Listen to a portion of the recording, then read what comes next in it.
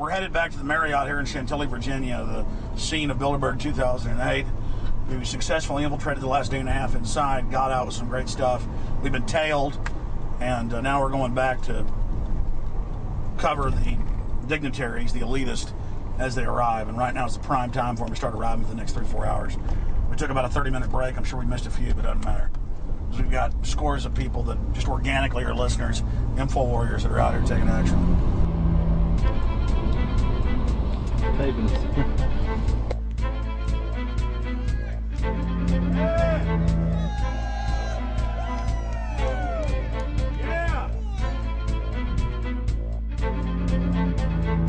we're going to be out here for the next 3 days while you try to chart the future of our destiny. We're taking our destiny back. You're not our gods or our masters. We witnessed at least 7 convoys of armed Secret Service entering the Westfield's Marriott, and internal sources confirmed that both candidates did attend at least one meeting inside the conference. While the Bilderberg Group was 100% successful in 2008 at keeping their name out of the mainstream media, they did not fare as well when it came to the exploding independent press. During the entire 2-day event, anti-New World Order protesters and alternative media encircled the hotel. You are being exposed everywhere! From David Rockefeller, from John Edwards, from Bill Clinton. Your game of secrecy is over! You're gonna play! Get him! It's up close! You piece of filth! You piece of trash! This is Bernanke, man! Bernanke, you're going down!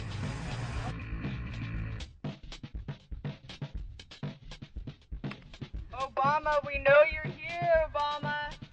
You cleared your schedule for the next 3 days. We know you're in Virginia. Arch criminals! New World Order scum! We are not your slave scum! Brave Americans came from all over the United States and bullhorned the main conference hall at close range as the global power brokers schemed inside. You are criminals! You control the central bank, you control the currency, and you're turning our beautiful country and world into a nightmare! The global elite are desperate to keep their organizational meetings a secret. They are keenly aware that if the population discovers that policy is being developed covertly by powerful special interest, the people will revolt. It is our duty to expose these criminals. It's a criminal act under federal law for federal officials to have private meetings to discuss world policy with non-federal workers. So everybody from the State Department, Treasury Department, White House, Defense Department, and others who show up, as they always do, they're committing a criminal act simply by being here to attend a secret meeting with officials from other countries to discuss U.S. policy in the world. So literally it's a criminal act. And every newspaper, every broadcaster has a patriotic duty to expose these scum and the evil they project. The election primaries served as a great diversion, while the true future course of the nation was being set behind closed doors. You've got, obviously, the Bilderberger Group, founded by the former Nazi Prince Bernhard of Holland. You've got the Trilateral Commission, founded by David Rockefeller's Zbigniew Brzezinski. They're the ones who ran the Carter administration. Everybody in the Carter administration, from Carter and Mondale and Volcker and Brzezinski, were all members of the Trilateral Commission. Founding member of rap sensation Public Enemy, Professor Griff, gave us his view of the Obama phenomenon. Barack Obama's been given a pass by the Blue Bloods. He's been given the okay by certain secret societies for them to let him in. I truly believe imperialism and fascism needs a facelift. And that facelift is going to have to be black. And the reason why I believe that, simply because I think they're trying to go into Africa. Well, they're already in Africa. But they want to totally control all the natural minerals that they're going to need to carry themselves into the 21st, 22nd, and 23rd centuries. You follow me? So I think they have to go through a phase of galvanizing the masses of dark-skinned people. that truly believe that change needs to come, but the change that they're talking about is not necessarily change for the better as far as the masses of the people. It's probably a better change for them. It's not going to change for us, the little man on the totem pole. And no one looks at the agenda. As long as he positions himself right, have the right tie on, have the right smile, repeats the slogans over and over and drives it home, the average American is just going to swallow it hook, line, and sinker. And we don't even know what the agenda is.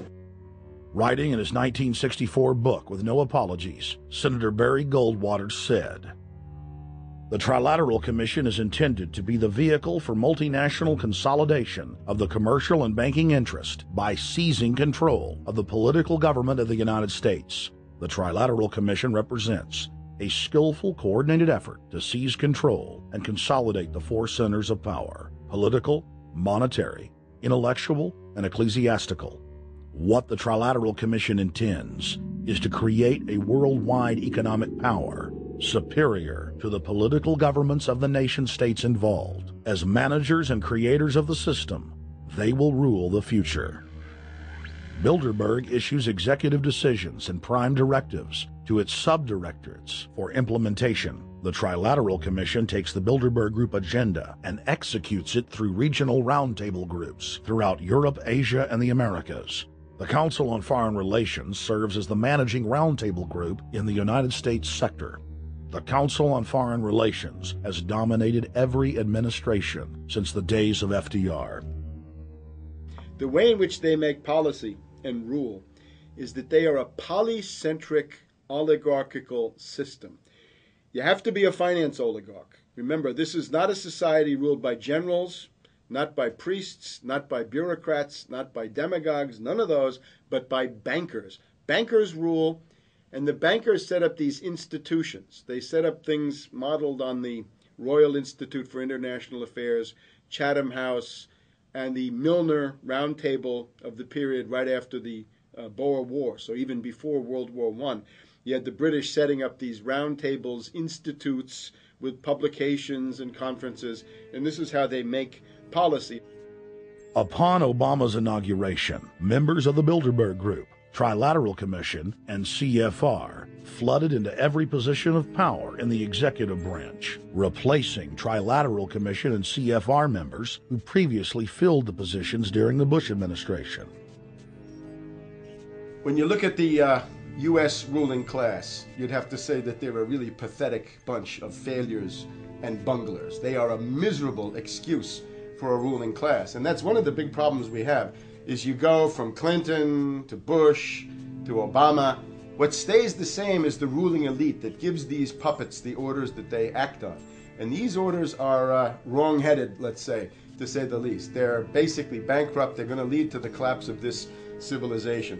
What they're doing is using the existence of the United States as a formerly powerful nation state to act out their Wall Street fantasies of world domination and maintaining their capital structures and maintaining their system of looting. And this can't be done. So the basic question is, they've hijacked our country and you got to take it back from them. You've got to drive Wall Street out of the government, and at that point you'd have a reasonable chance of getting back to prosperity and some kind of peace and order in international affairs. We had a chance to speak with economist and author George Humphrey. They have created a power elite. And we're not talking about the millionaire down the street. You can't even be a member of their club unless you're a multi-billionaire. And friends, this is not about rich versus poor. This is about a very, very small handful of the worst criminal element on this planet, manipulating and destroying the good people of this nation and of this world. About this Obama with change. Look at the people he's put in.